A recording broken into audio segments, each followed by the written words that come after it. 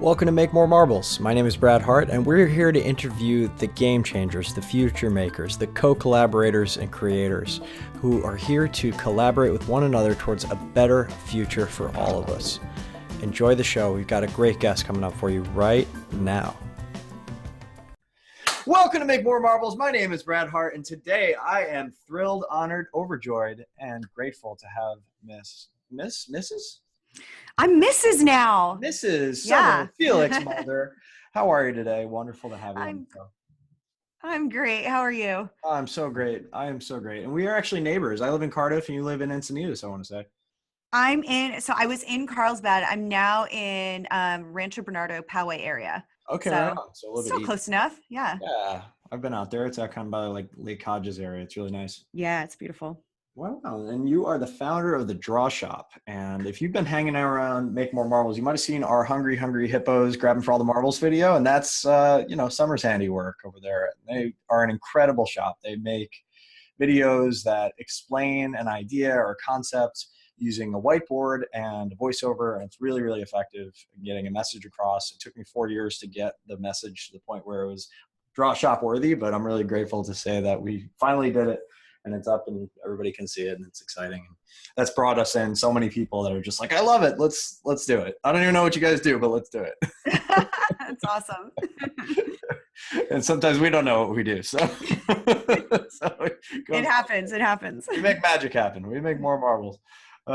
It's good stuff. Summer, why don't you kind of ground for the audience that might not have been following you or, you're kind of behind the curtains a little bit. I'd never heard your name until somebody said, oh, it's the founder of the Draw Shop. I'm like, oh, it's kind of fun. What's been your journey so far up to this point? So I've kind of always been in that entrepreneurial world. I would say definitely had some 9-to-5 jobs, right out of college, but always wanted to be working for myself. So I started some, little cheesy party planning businesses, things like that when I was like 18, 19. And then outside of college, I actually met a boy, and me and that boy ended up getting married. That was my first husband. And we started a business, and we had that business for, I feel like almost 9 years. And then we sold that, we got divorced, we did have 2 kids. And then I kind of was in this space of, all right, what am I going to do now? And I was always a writer. So I was always into copywriting and storytelling and writing my own short fiction pieces. And I ended up getting into copywriting for a lot of different businesses and entrepreneurs. And that led into infomercials and directing infomercials. And then that led into ghostwriting. So I worked with a ton of really amazing authors. And that was when I met my business partner today. And it was through a mutual client that we were both working with. And along that journey, Eric, my partner, sent over to me a video that Dan Pink had done. And it was his TED Talk turned into a whiteboard animation video. And we were both kind of just like, wow, that's awesome. And I kind of just wrote back to him. He sent it to me in a message, and he's like, check this out, or check your email. I don't even know if we could get video at the time on our phone, or in a text. And I was like, let's do this. And so he's like, well, you can write, I can find the artist.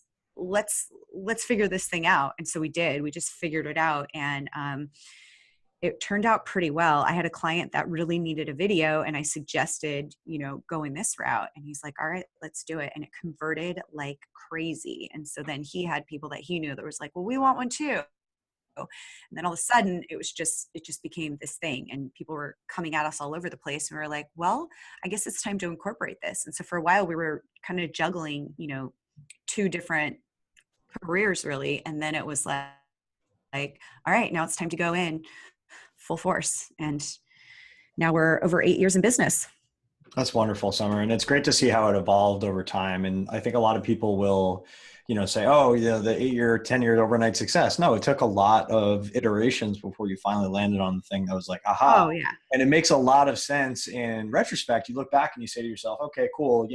Obviously video plus, fun visuals and cartoonish type of things. It's going to engage people more than just somebody talking or even a video. But, looking back, hindsight's always 20/20, but looking forward, what do you think some of the trends are that maybe people aren't really paying attention to yet that make a lot of sense based on what you've learned from the draw shop experience, right? Marrying all these things that people love into something that, is just a no-brainer in retrospect. Yeah. I mean, I think there's so many really cool video styles out there. I mean, there's infographic, there's the whiteboard, there's, different cartooning styles. And we've done a lot of all of those things. And what it really comes down to is anything that really makes that viewer engaged, because there's so many flashy things that you can do and people go, that's so awesome. And then at the end of the video, if they're just like, okay, but now what?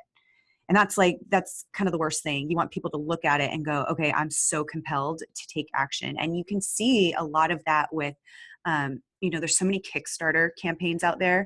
And so they have to be so freaking clear on what it is that they want that person to do and what their mission is, so that people can actually feel a part of it. So the best thing is for people to feel a part of that. So whether it's, the handheld video that's kind of taking people on a whole story and it's just that one shot, that's like, I mean, I see that a lot and it works. It's really powerful. It works really well. And even if it is just words coming up on a screen, sometimes that works really well. It's really about how you're telling a story. So what I keep seeing is, in terms of trends, is really allowing the viewer to become a part of that story that you're telling and to get them so engaged that they're just like, wow, I want to be a part of that, or I already feel a part of that.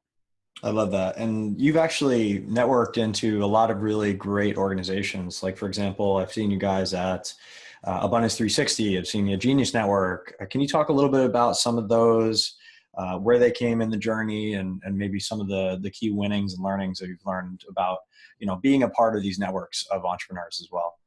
Yeah. So, we probably how we got into meeting Peter Diamandis of Abundance 360 and also meeting Dan Sullivan at Strategic Coach was first through Joe Polish of Genius Network. And anybody who knows him knows that he is such a connector, and he really takes notice of what people are doing and what it is that their cause is. And we were really new in our business. Eric knew Joe, not super well, but he knew him. And he was like, this is a network that we've got to be a part of. And we reached out to Joe, and we turned actually one of his videos, which is Selling Evil, that was on YouTube. Pretty awesome. It's a really cool perspective on, whether selling is evil or not, and his take on it. And we turned that into a whiteboard video, and we kind of did it as a surprise to him just because we wanted to get to know him on a deeper level. And it was like so cool. And so we connected with him, became a part of his network, and he then connected us with so many different people who actually had a really strong cause. I mean, through him, we got introduced to people at the United Nations, and we were doing work with them.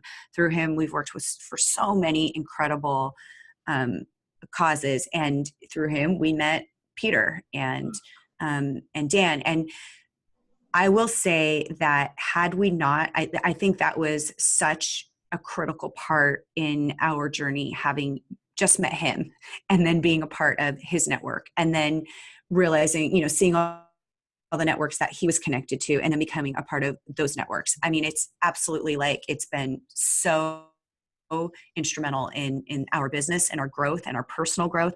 And of course, just the relationships that we've made, and really, honing in what's important to us in our business.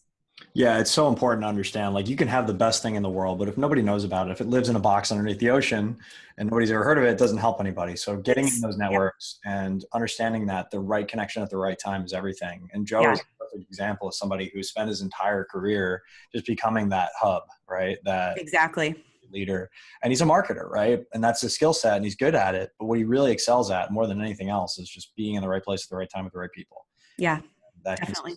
And you see Peter, you see Joe, you see Yannick Silver is another great example of somebody who runs, these big high-end masterminds and connects people. And yeah, absolutely. And the thing too is that people are in these groups, everybody helps each other, and to the point where they start to collaborate together. So you might not have realized that you could actually have some type of a partnership or collaboration with, X type of business. And it turns out, wow, we could really help each other so much. And so that's been a huge lesson and a benefit from working and meeting all of these entrepreneurs and the things that they stand for. And it sounds like to me, Summer, you were willing to make a video at cost or whatever you did. I don't know exactly how it panned out, but if I'm hearing you correctly, you said you made a video for Joe at first to That's correct. Yeah, I've seen that work astoundingly well, by the way, in the creative world. I just want to share a story to share quick. Miguel at Grumo. I don't know if you know Grumo Media. They make those explainer videos. They're kind of like demo videos. They're yes. fun. So Miguel's a dear friend and we've worked together a lot. He got started in his career by making one for not Ashton Kutcher. He did that later. I'm sorry. The guy that started Reddit is crap. Oh, I know who you mean. Yeah. And Hitmonk as well. And his name's on the tip of my tongue and I can't picture it. Anyway, for the founder, and they saw it, they loved it for Hitmonk, and that launched his whole career. He ended up going to Y Combinator and getting like 15 clients from that to start.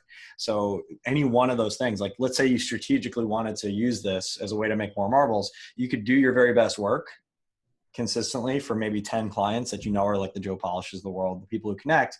If you do a really great job, and you're not asking for anything in return, but if you do a really great job, they're going to refer you to the people, because now you've inserted yourself in their mind as the person. Oh, if you need a video, go to Summer, go to whoever. Right.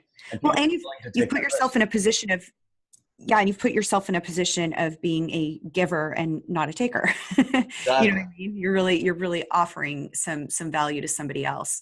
But yeah, I think that's a piece of advice that I will give to a ton of people. Even if you think like, well, we can't really afford to do that, you can. You can't not do it. You must, because until you have a cachet and a track record and some case studies, there's just no way to start a business these days, especially one of merit, and that's going to matter and stand the test of time, like what you've built. His name is Alexis Ohanian, by the way. I just thought of it. Okay. So anyway, moving on. Summer, now that you're in this business and you've been in it for 8 years, and I know you've tripled your rates because I locked in a really good one back. You guys were nice enough to honor it. So I know that you've done well, and you considered, I would say you're getting more work than you can handle. Is that an accurate statement? We there's times when our team has felt that way, but I think we've done a pretty good job at being able to continue to grow and fill it. I think it's because we have such a really streamlined process. And so it makes things really simple for the different departments. But yeah, we've been able to grow pretty well. There's definitely been some times where we're like, ouch, super growing pain right now, and team gets overwhelmed when we're like going, okay, you guys need massages. We now like get them massages every week. I love that. Yeah, we're like, they need to feel appreciated. But no, they're so awesome. And there was times in the beginning, because there was some pretty fast growth right at the beginning, and we were like, oh crap.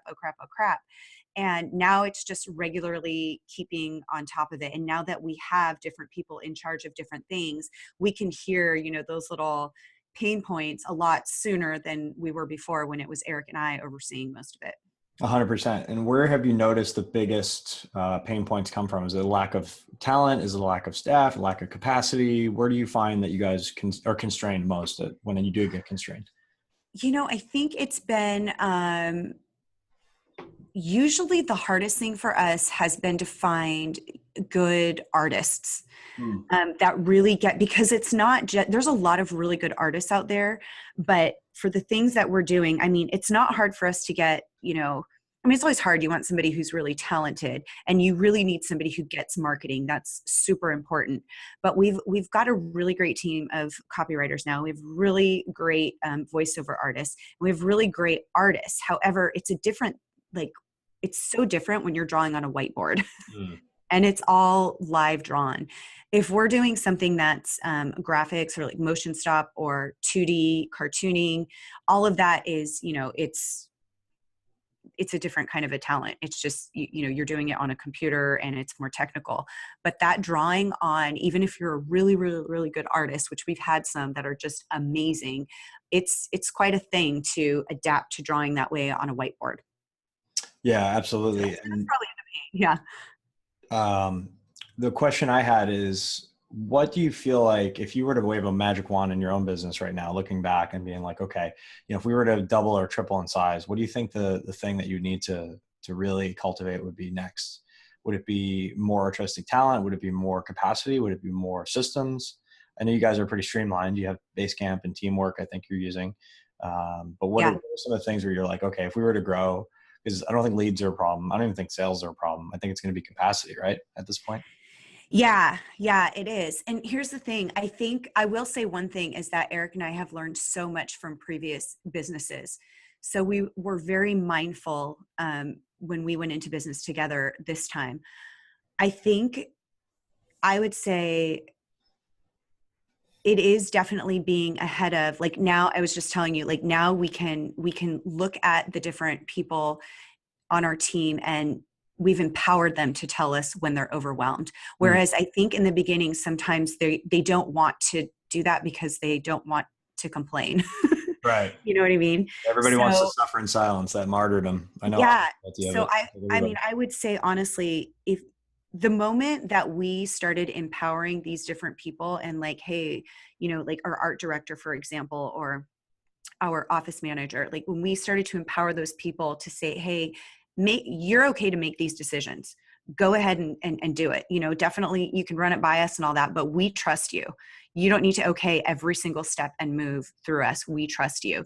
And that allowed them to start treating those departments within the business as their own business within our business. You know what I mean? So it became important to them. And I think, what was also really important is, incentivizing as well. I mean, with everyone on our team, there's, always that working towards goals. So I don't even know if I'm answering the question correctly. Yeah. And it's kind of spurring some other questions. I look at this as like, we're pulling on threads, we're unraveling the sweater to reveal the truth, if you will. Yeah. Well, because here's the funny thing too, is you're causing me to think more about things that I'm like, I'm figuring it out as I'm talking to you, because there's things that I'm like, oh, I know, but then you forget to look back. Like, oh yeah, it's a long time, but it's also not that long of a time. And you get wrapped in so many things in life. I mean, Eric and I now have 2 other businesses, right? So there's other things that we're thinking about. And it's funny to go back to think of, oh, wow, I remember those first couple of years, like what was on our brain all the time. And so you forget some of those things. You forget to look back and go, wow, we did that part really well. Oh, we should have done this though, instead of that. Human beings have this incredible capacity to forget pain. I know. Especially your kids when you tell them to do chores. Anyways, the topic. Summer, how have you grown as an entrepreneur since the beginning? And do you feel like the businesses you're running now, you say you have 2 other businesses. I'd love to dive into that as well.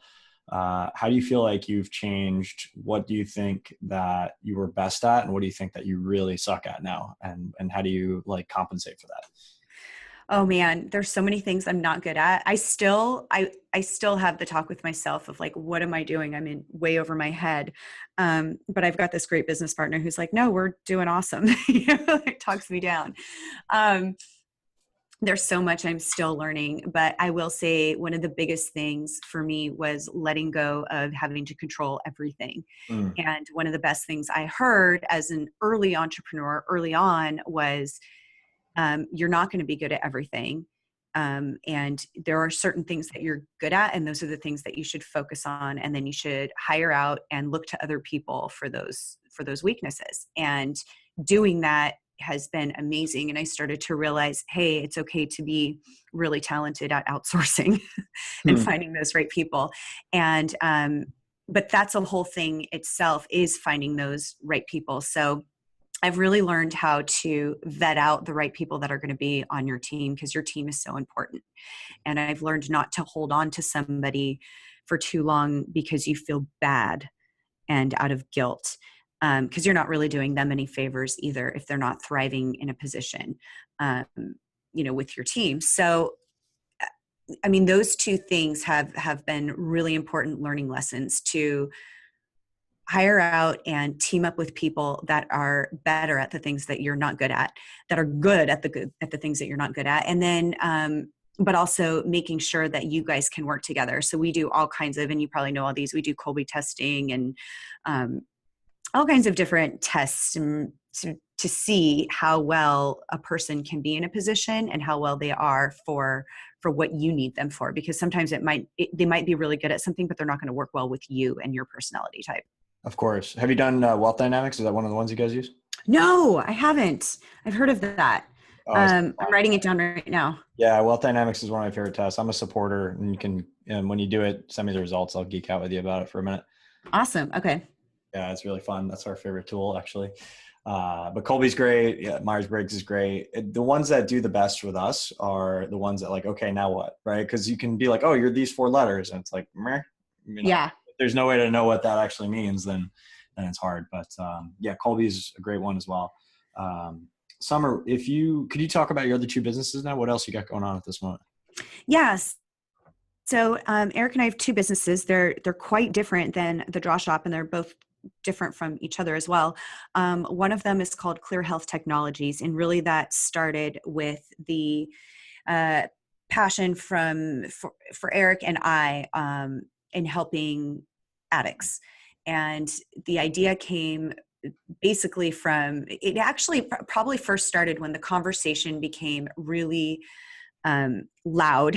And I think it was Joe Polish actually who started talking about his experience with addiction. And it kind of allowed a lot of people to open up about, whether they had a spouse or a loved one, or they themselves were going through that. And I definitely have had family members and friends. I've lost friends. And my business partner, Eric, the same, has lost friends. He has family members that have been in jail who've lost their whole entire families because of addiction. And we started to dive into and have conversations about how it's being handled and how we just feel it's totally, wrong. It's not effective at all. And in our conversations and in just the people that we've been around, people like Peter Diamandis, and going to Abundance 360 and seeing these technologies that, are going to be available to cure diseases or to locate things within your body before you even know what's happening. All of these things, started to make our imagination go wild. And Eric was like, well, what if there was a technology that could predict relapse before the user even knows they're going into relapse? Wow. And that, little conversation just kind of spawned off into something, pretty big for us and started taking up a ton of our attention. And so we met with HeroX and put together a contest for that. Because we're like, well, okay, look at what Peter has done with various contests and people solving all of these crazy problems through technology. We could do this too. We can fund this contest and we can give out $1 million to the person that can do that. But first we had to go through a whole bunch of research. And so in that research, we just kept learning more and more and more. And we started meeting families, and we then made a documentary, and it just became like all of these things that we just weren't aware of before that we started to become really passionate about. And so we are still doing that contest. We still have the goal to bring, once that it's a wearable device is how we see it. Once that piece of technology is actually made, we then want to manufacture it and put it out into the world. At the same time, we've developed a community, and we actually just launched this past week with the Healing Addiction Summit. So it's a virtual summit, and we've got incredible experts on there like Dr. Mark Hyman, Dr. Gabor Mate, Dave Asprey, so many incredible brain geniuses and health experts that have come to really share their insights on what's happening with the body, what's happening mentally, and how loved ones can support those. And so that's Clear Health. That's beautiful, Summer. And I want to introduce you to somebody named David Sanders, who runs Strength and Hope. And he's had many, many issues come up with that as well in his own life. And my roommate, myself, like my father, my best friend, like there's so many different pieces there. So we'll connect offline about that. Absolutely. I would love to. Yeah, there's a lot there. And I agree that the way that we're approaching addiction recovery in the United States is just totally backwards. We see other countries like Portugal and the way they do it, and just way more effective ways to do it, especially now with new technologies, like you mentioned. I'm a big geek about Peter. He changed my life. Abundance 360 is an incredible event. I didn't get to go this year, but last year I was blown away by what they were doing, and Oh yeah. support in any way that I can. So there's definitely people that are more, like for example, I made a video about quitting alcohol. That was the number one on YouTube for about 2 years. So that was pretty cool. I didn't even expect it to be, or I just kind of shared. Wow. Yeah. You just don't know what that can do. I just shared another post recently about overcoming depression, and people reached out and said, I saved their life. And I don't know if that's true or not, but if that's their reality, then hey, I'm going to keep sharing. Right. Well, it's an amazing thing because you see how many people they're desperate for that connection and community, because they're probably not getting a lot of that in their, every day-to-day life because of the shame and the guilt and feeling isolated. I can't tell other people about this. And we've had the same response. I mean, I was telling this past week when the summit launched, so many people were reaching out to us, and me personally through Facebook and Messenger, and people just being so vulnerable and open about their stories and their children and their spouse and their siblings. And I mean, it was a lot. It was intense. It was so intense. I just had a night where I was just I just had to cry for a good solid hour, because it was just it's just so crazy what's going on out there, and how what's heartbreaking is how these people are being treated and feeling so alone, or so many people getting taken advantage of. Mm. Yeah. And it's almost like it's incentive. We have a lot of perverse incentives in society. We don't need to go into those crazy rabbit holes, but I really truly feel like, the solutions that are profitable are not the solutions that are going to work. Right. And that is the long and short of it. And that's true of so many different things. And where you find these inefficiencies and injustices in society, it normally comes down to that. It's what's the incentive? Right. And when you look at, there's a great saying, Winston Churchill, democracy is the worst form of government except for all the others. I feel the same is true of capitalism and a lot of other societal things, that they're the best we have so far, but in order to continue to progress, we need to maybe shuffle some of these off, or at least shift them enough so that they actually incentivize people to do the right things. Oh, exactly. So it's just an interesting time we live in. The technological pieces, I think, are the most rapid pieces we can bring into the fray, right? If we need exponential change in order to fix the problems, then we need to work on exponential technologies. That's right. And promote those technologies. I feel like most of the solutions to our problems already exist, provided that we actually knew what they were. Right? Well, and that's the thing, with our research, what we found was, because we had to first say, hey, is it even doing something before relapse? Because is there anything happening that the person suffering might not actually feel yet until that point of the scream? And we call it the scream, where it's just I don't care, what's happening in the brain. And it was so amazing. What we found was that it's out there. And there's already actually pieces of technology that can measure those things that we discovered, those biomarkers that we found. And so it's just now putting it all together. Like you said, I mean, there's so much already out there that exists that we don't even know about. But I'm sure for the same reason that you have connected with Peter, and that he's, such a freaking game changer and life changer for so many people, is that he sees that every single problem in the world to him has a solution. Yeah. It's just, do we know what it is yet? Well, we don't Do we know. know it? Right. But we can get there though with what we have, and we can, with how quickly things are growing, we can get there. It's so funny you mentioned the scream, because I had a scream moment recently. I've been sober mostly for the last 6 years. I was sitting on an airplane. Congratulations. Thank you. Yeah, I was sitting on an airplane coming back to Los Angeles or San Francisco or wherever I was going recently, and I just was in the aisle, in the middle seat. I normally sit in the aisle so I can get up and walk around. So I'm already a little bit on edge, just being jammed in there. Yep. And this guy sitting next to me, we were chatting. He's a nice guy, but at some point he just starts ordering vodkas and just knocking them back. And I'm smelling it, and it's right there. And it's he's not even using chasers. He's just nailing bottles of vodka. And I had this real moment where I'm sitting here. I'm like, wow, I could have a couple shots and just pass out right now, and I would be fine. And just noticing that, where it just becomes so easy to just be like, oh, who would know? Right. And you just start kind of building up the story around it. It's I would know. And now I live with somebody who's in recovery. Like I can't be, that's my new standard. And if it wasn't for that, I probably would have succumbed that day. But, looking back at it, I'm like, oh, I know exactly what you're talking about. It's like that moment where all of the stuff that you are, all your identity, everything kind of gets put to the side for a minute, and it becomes really easy to go back to exactly what you were doing. And your brain's patterned already. It's right there to go right back to alcoholic tendencies. It really is that easy. It's just that one scenario. So, there's a lot to be said for how do we, same thing with social media addiction. I'm addicted to frickin' Facebook. I can't help it. Yeah, I know. They spend billions of dollars addicting me. So, hey, you won. Good job. You're ruining an entire generation of people. But, there's ways you can fight it. There's ways you can short circuit it. And it just comes back to presence and awareness. Really. It's just like, oh, this is coming up. And having that moment of clarity. That's so true. And that's so true. That's what it is. You didn't even jump in and say, hey, this is something I need to pay attention to. Because that is so easy for most people. And I have a lot of willpower. But willpower is not going to get it done every time. Right. Exactly.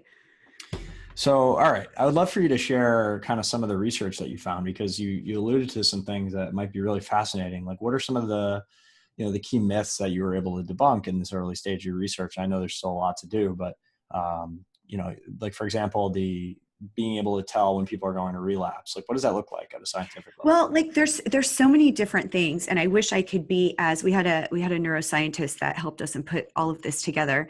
So I'm, talk about weaknesses. I'm definitely, I don't have that language within me, but I can tell you in layman's term from what we got from it. Layman's term is probably perfect. Exactly.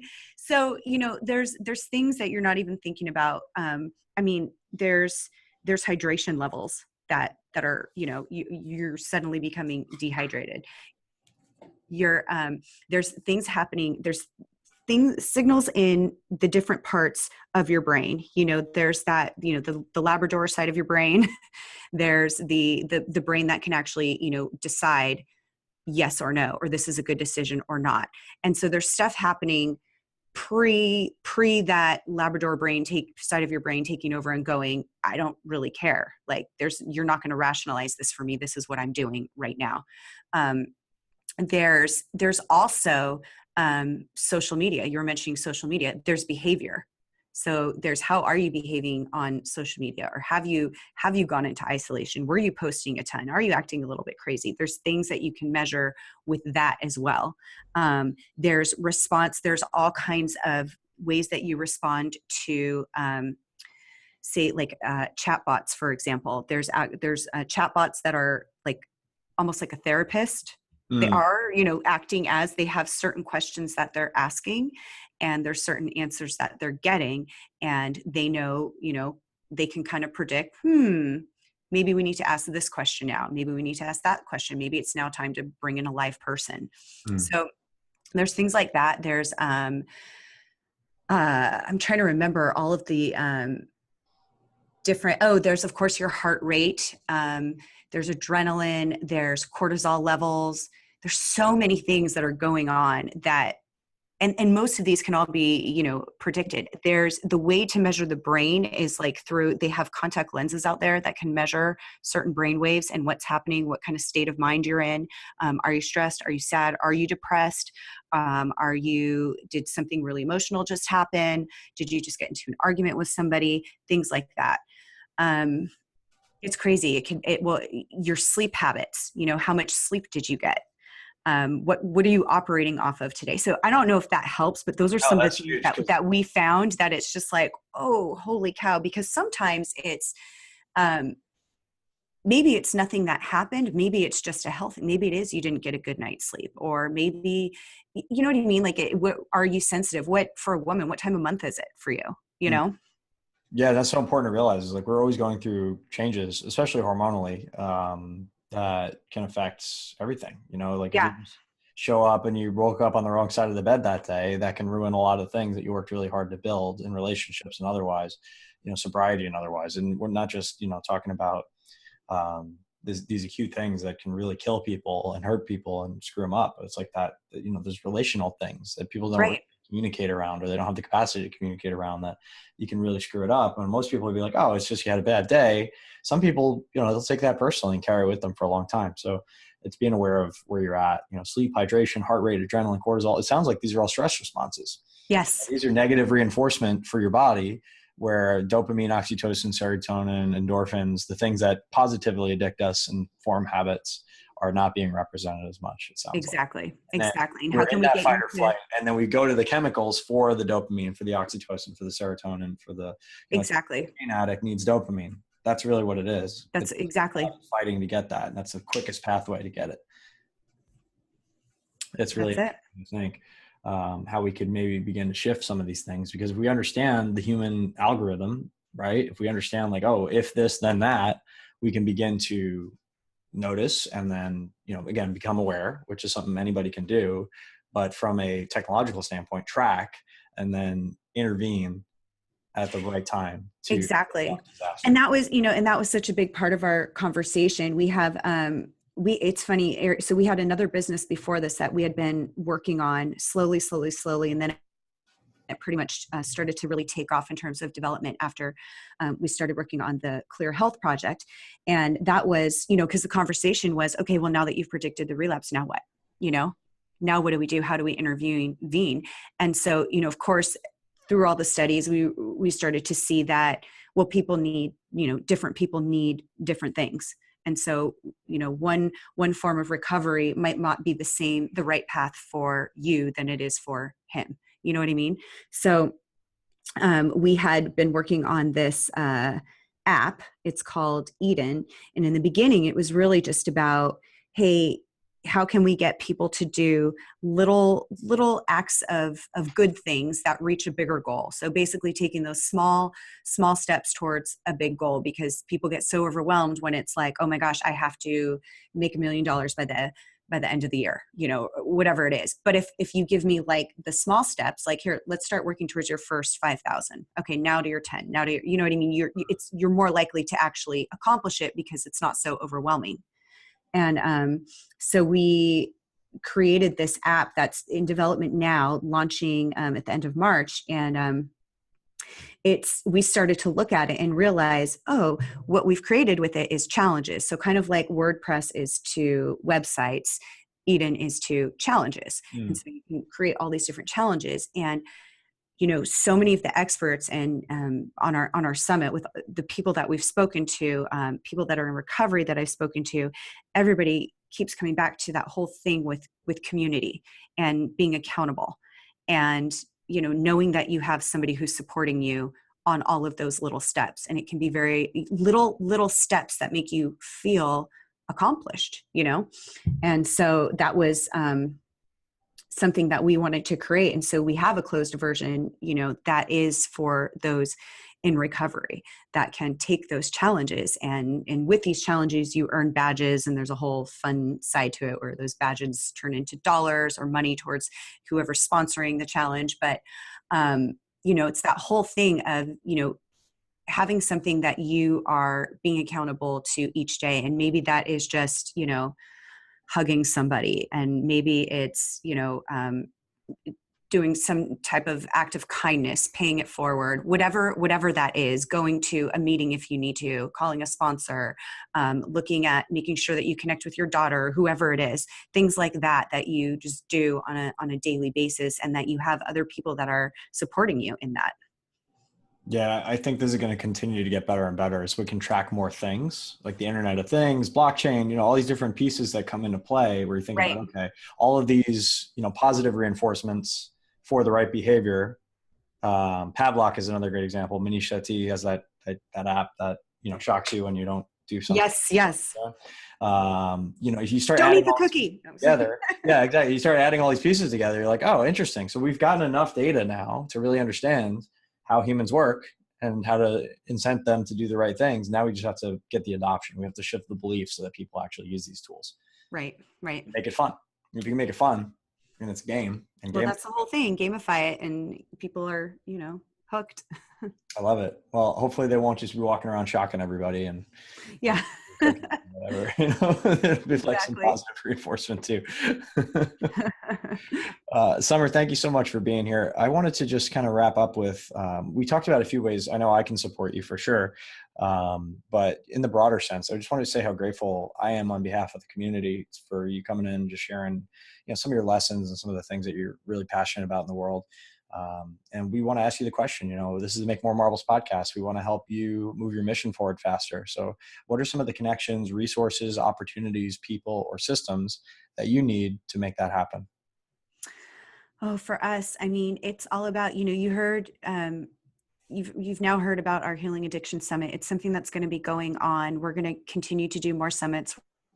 We're going to have a monthly, we're going to have podcasts, all kinds of things. So really, if I'm going to ask for one thing, it would be for people to really share those stories, contact me directly to be a guest or a guest expert.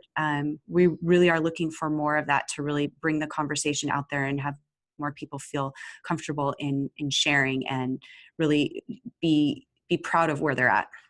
I love that, Summer. And what's the best way for people to get in touch if they have a story for you?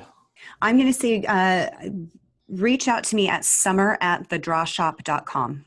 Got it. SUMMER at thedrawshop, DRAWSHOP.com. Correct. Yes. Perfect. Thank you, Summer, so much for being here. And Thank you so parting much. words of wisdom for the folks at home? Here's what I would say. There's something that you're thinking about all the time, every day that you really want to do. It might be holding you back, but just start that conversation and see where it leads, because sometimes one little idea, one conversation can really spawn off into something big. That's beautiful, Summer. Thank you so much for being here. Thank you. Thanks so much for listening to the Make More Marbles podcast. For more tips, hacks, and strategies to create an amazing, abundant life in your health, wealth, and relationships, whatever that means to you, head on over to makemoremarbles.com. Check out our cool explainer video about what we're about and join our community of entrepreneurial game changers. We want to help you level up your life in every possible way. And don't forget to subscribe to us on iTunes, Stitcher, or Google Play, wherever you listen to your podcasts, and please do leave a review. Thank you so much, and we'll see you on the next podcast.